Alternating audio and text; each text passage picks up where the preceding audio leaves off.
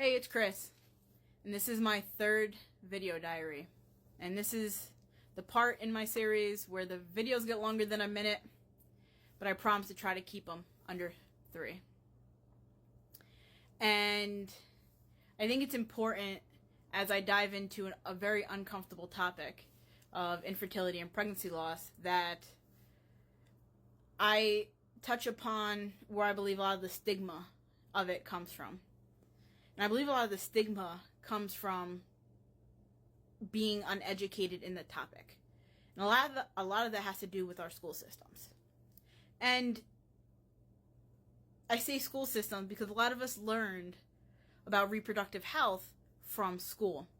And as I continue, this is my story, so I can only tell you what my school taught. I don't know what other schools teach, but I know what my school taught. And I remember sitting in class, because I was one of those kids. I was that nerd. I loved school. And school was where I was going to learn about reproductive health, because it wasn't talked about at home. It just wasn't.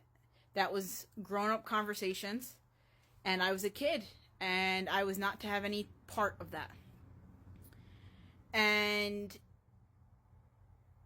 I remember sitting in class and them telling us about how sperm meets egg and it implants in the uterus and how it becomes a zygote and it becomes a baby. And it seemed very black and white.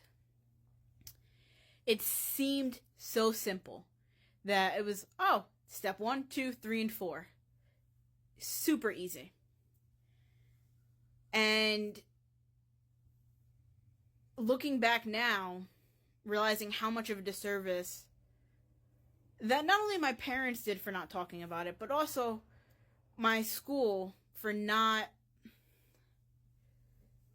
putting enough emphasis that not everybody is the same when it comes to reproductive health.